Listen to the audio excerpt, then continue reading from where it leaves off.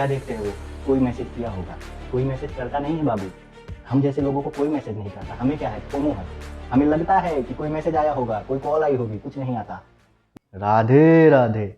मेरा चमकता हुआ चेहरा देख के आपको लग रहा होगा कि बहुत खतरनाक वीडियो बनाने वाला है ये लौंडा, लेकिन ऐसा कुछ नहीं है भी खतरनाक वीडियो है, क्योंकि ये मेरे लिए बहुत बड़ी बात थी कि मैंने लगभग 8-10 घंटे तक फ़ोन यूज नहीं किया।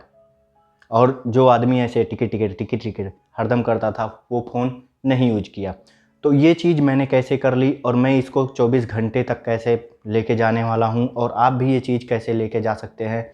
इस वीडियो को मैंने 5 स्टेप में डिवाइड किया है, जिसमें जो पहला स्टेप है उसको मैंने किसी स्टेप में डिवाइड नहीं किया है, क्योंकि उसमें मुझे कुछ हुआ ही नहीं, मेरा रेगुलर रूटीन था वो। तो चलिए पहले स्टेप की शुरुआत करते हैं, जिसको मैंने नाम दिया है 0R। 0R मेरा शुरू होता है 7 से लेकर 10 बजे तक। 7 से लेकर 10 बजे तक का टाइम वो होता है जब मैं अपना काम करता हूँ संडे के दिन। कौन सा काम? सुबह जगता हूँ, अलार्म बंद कर देता हूँ, उसके बाद तुरंत थोड़ी देर शीशे के सामने खड़ा होता हूँ और तुरंत उसके बाद पानी पी के बर्तन धुलने लगता हूँ। बर्तन धुलने के बाद झाड़ू पोछा साफ सफाई कपड़ा, बहुत सारे काम होते हैं। उस टाइम में मुझे कभी कभी लगा कि मुझे अपना फ़ोन यूज करना चाहिए, लेकिन कुछ खास ज़्यादा नहीं, क्योंकि मेरा काम बहुत ज़्यादा था और मुझे इसलिए उतनी अर्ज हुई नहीं। अब बात आती है दूसरे स्टेप की। जो दूसरा स्टेप हमारा शुरू होता है वो लेके 10 बजे से लगभग 12-1 बजे तक का टाइम है। और जब मैंने रिसर्च किया तो मैंने पाया कि उसको फैंटम सिंड्रोम कहते हैं। ये एक बीमारी है। अब ये होती क्या है? हमको भी थी है, आपको भी है, तो जानिए। फैंटम सिंड्रोम उसको कहते हैं जब आपको लगे कि मेरा फ़ोन बज रहा है, मेरा फ़ोन वाइब्रेट कर रहा है, जला तड़ाक से नोटिफिकेशन आया। ये चीज़ मेरे साथ होती थी, हुई भी संडे के दिन मेरे साथ हुई। मेरे दिमाग में ऐसे कि मैंने RTDM रहना है तेरे दिल में का अपने कॉलर ट्यून लगाया है अपने फ़ोन में, और लगता था कि वो बस बज रहा है। मैं देखता था लेकिन मेरा फ़ोन स्विच ऑफ था, मैंने नहीं देखा। तो ये कहलाता है फैंटम सिंड्रोम, कि आपको बार बार लगेगा कि आपका फ़ोन बज रहा है, आपका फ़ोन वाइब्रेट कर रहा है। ये चीज़ मेरे साथ हुई और आपके साथ भी होती है, आप भी नोटिस करें। तो ये था मेरा दूसरा स्टेप, जिसको मैं पहला कहूँगा। पहला वाला 0R कुछ भी नहीं था। अब इसके बाद के स्टेप पर आते हैं, वो क्या था? जो दूसरा स्टेप हमारा है वो है फोमो। फोमो क्या होता है? Fear of missing out. यानी कि आपको ऐसा अंदर से फील होगा जैसे आप कुछ मिस कर रहे हैं, किसी चीज़ को याद कर रहे हैं या किसी चीज़ को भूल रहे हैं, कुछ आपसे छूट रहा है, जल्दी जल्दी में कुछ छूट रहा है। ये क्या है?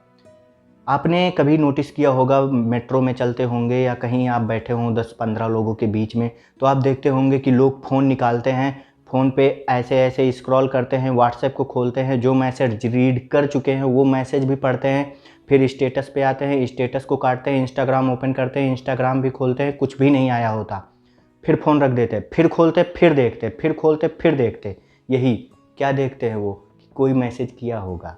कोई मैसेज करता नहीं है बाबू। हम जैसे लोगों को कोई मैसेज नहीं करता, हमें क्या है, फोमो है। हमें लगता है कि कोई मैसेज आया होगा, कोई कॉल आई होगी, कुछ नहीं आता।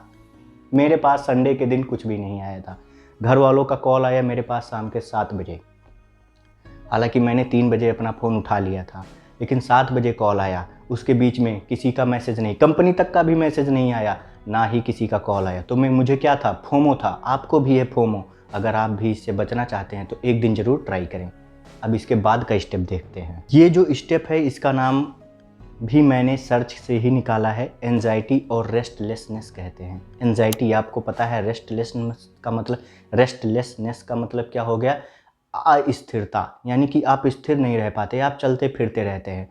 तो जब मैं लगभग 1-1:30 बजे के आसपास, मेरे पास कोई काम नहीं था, अब मैं करता क्या?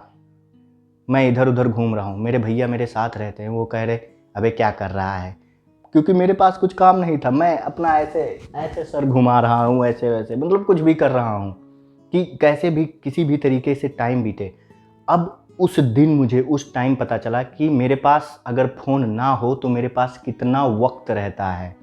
फिर मैंने क्या किया, इसके लिए मेरी आदत है किताब पढ़ने से मेरा दिमाग सही हो जाता है, तो मैंने किताबें पढ़नी शुरू की। और किताबें पढ़नी ही नहीं शुरू की।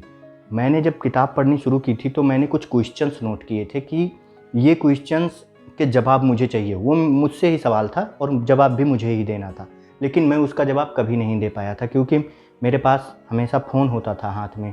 और वो सवालों के जवाब आप तभी दे पाएंगे जब आप एकांत में बैठेंगे बिना किसी डिस्ट्रैक्शन के। तो उस दिन मेरे लिए जो सबसे बड़ी उपलब्धि थी कि 4-5 सवालों के उन सवालों के जवाब जो मैं रेगुलर नहीं दे पाता था, उस दिन मैंने उन सवालों के जवाब अपनी डायरी में लिख लिए। सवाल क्या थे वो मैं आपको डिस्क्रिप्शन में दे दूंगा, आप भी अपने आप से करिएगा और ज़रूर जवाब लिखिएगा। इसके बाद का जो स्टेप आता है उसको मैं बताता हूँ। इसके बाद का जो स्टेप है बोर्डम। बोर्डम का मतलब क्या हो गया कि बोर होना। अब मैं किताबें भी पढ़ चुका था, अपने क्वेश्चंस को भी आंसर दे चुका था, अब मेरे पास कुछ नहीं था। मैं अपने कपड़े भी धुल चुका हूँ, बर्तन भी धुल चुका हूँ, खाना भी बना चुका हूँ, अब मुझे बोर होना था। ये टाइम थोड़ा सा अजीब टाइप का था क्योंकि मेरे पास कुछ था ही नहीं और समय हो चुका था लगभग 12 तो बज ही गया था, लगभग 2-3 के आसपास हो रहा था। और उस समय मैं बहुत काफ़ी ज़्यादा बोर हो रहा था और उस बोरियत को ख़त्म करने के लिए मेरे पास कुछ नहीं था और मैं बस ऐसे ही टहलता रहा। आप भी टहलेंगे, लेकिन एक चीज़ मुझे रियलाइज़ हुआ कि मैं अपने थॉट को देख सकता था। अब मैं अपने खुद के साथ था एक्चुअली, क्योंकि मेरे पास जब मेरे हाथ में फ़ोन नहीं होता है तो आप अपने आप के बारे में सोचना शुरू करते हैं और मैंने भी ये चीज़ किया और मेरे साथ ये चीज़ हुई। ये चीज़ आप भी एक्सपीरियंस कर सकते हैं।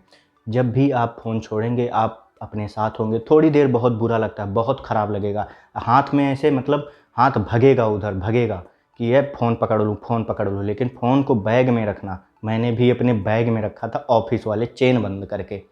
तो चेन बंद करके बैग में फ़ोन रख देना, स्विच ऑफ करके कि खुले ही मत, ठीक है। तो ये आपके साथ होगा, बोर होंगे, बहुत अच्छे से बोर होंगे, लेकिन आप जब अंतिम टाइम में होंगे, जब आपको लगेगा कि हाँ आज तो कुछ गजब का हुआ, कुछ मैंने बहुत बड़ी चीज़ सीखी और एक अच्छा खासा जब चैलेंज आप पूरा करते हैं तो आप में मोटिवेशन आता है। जैसे उस दिन मैंने 24 घंटे का लिया था, लेकिन मेरे लिए पॉसिबल नहीं था क्योंकि मुझे वीडियोज़ भी रिकॉर्ड करनी थी, एडिट भी करनी थी और मेरे एक दोस्त ने पैसा भेज दिया था तो उसको पैसे भी भेजने थे। तो नेक्स्ट टाइम जब भी मैं ये चीज़ चैलेंज लूँगा इसका, तो ये प्लान करके लूँगा कि 24 घंटे तक मेरे पास कोई भी काम नहीं होगा। ना घर से फ़ोन आने वाला है, ना दोस्तों का फ़ोन आने वाला है, ना किसी के पास पैसे भेजने, कुछ भी नहीं। अब इसके बाद का क्या स्टेप है मैं उसको बताता हूँ। इस स्टेप को भी मैंने रिसर्च ही किया है। जब मैं इस टॉपिक को रिसर्च कर रहा था तो मैंने ये देखा कि इसमें वो सारी चीज़ें थी जो मैंने एक्चुअली में फ़ील की थी।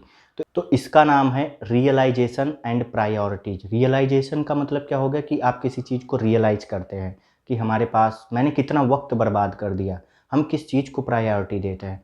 फ़ोन हमारे लाइफ का एक पार्ट तो है, लेकिन ऐसा नहीं है कि वो लाइफ ही बन चुकी है। अक्सर क्या होता है कि हम लोगों से बातचीत करने के बजाय हम फ़ोन चलाना पसंद करते हैं। जब हम दोस्तों में होते हैं, दोस्तों के बीच में होते हैं, तब भी हम फ़ोन खोल लेते हैं। फ़ोन पे कुछ नहीं आने वाला, कोई आपको मैसेज करने वाला नहीं है, कोई पूछने वाला नहीं है, लेकिन फिर भी हम फ़ोन चलाते हैं। क्यों? क्योंकि हमें प्रायोरिटीज़ पता नहीं है। वो पर्सन जब हमारी लाइफ से जा चुका होता है तब हमें ये रियलाइज़ होता है कि हमारे लिए फ़ोन ज़रूरी नहीं था, वो पर्सन ज़रूरी था। तो अगर आप भी अपनी लाइफ में कुछ बड़ा हासिल करना चाहते हैं तो फ़ोन को एक लिमिटेड टाइम ही दें। अगर आप फ़ोन को हमेशा खोलते रहेंगे तो फैंटम सिंड्रोम आपका आदत बिगाड़ देगी और ये बहुत बहुत ज़्यादा गंदी बीमारी है। मुझ में भी है, लेकिन मैं अब ये चीज़ कंट्रोल कर रहा हूँ। मैंने कुछ चैलेंजेस लिख रखे हैं और उनको मैं प्रैक्टिकली यूज कर रहा हूँ और जो उनका इम्पैक्ट मुझ पे पड़ेगा वो मैं पक्का आपको बताऊँगा। क्योंकि अगर मेरी वीडियोस देख के या मुझे ही देख के अगर आपकी लाइफ में या किसी एक भी पर्सन ने वैसा कुछ किया और उसे कुछ अच्छा लगा तो मेरे लिए बहुत बड़ी बात होगी। मैं यहाँ आपको ज्ञान देने नहीं आया हूँ, मैं बस ये चाहता हूँ कि मेरा उद्धार हो बस किसी तरीके से, और जो मेरा उद्धार हो रहा है मैं बस वही बता रहा हूँ। क्या पता आपका भी उद्धार हो जाए। करना चाहते हैं तो वीडियो देखें। और हाँ, अगर जिस दिन भी आप ये प्रैक्टिकल करें और अगर आपको कुछ अच्छा सीखने को मिले तो कमेंट में ज़रूर लिख के यहाँ आके रिटर्न आके बताइएगा कि आपको कैसा लगा और अपने दोस्त के साथ भी शेयर करिएगा। लास्ट में मैं कुछ चीज़ें बता दूँ कि स्टार्टिंग में मैं जब उठता हूँ सुबह सुबह, तो मेरा जब अलार्म बजता है तो अलार्म बजने के बाद मैं तुरंत अलार्म को बंद तो कर ही देता हूँ, लेकिन मैं तुरंत बिस्तर से उठता नहीं। ये मेरी एक थोड़ी प्रॉब्लम है। क्यों है ये मैं धीरे धीरे सही कर लूँगा। तुरंत बिस्तर से उठना आलस आता है, लेकिन मैं राधा नाम का जप करता हूँ और सामने शीशे के सामने खड़े होकर 2 मिनट 3 मिनट अपने आप को देखता रहता हूँ और मुस्कुराता रहता हूँ। ये चीज़ आप भी करें और ये चीज़ आपको फ़ायदा देगी, और कैसे देगी ये आपको खुद रियलाइज़ हो जाएगा, ये मुझे बताने की ज़रूरत नहीं है।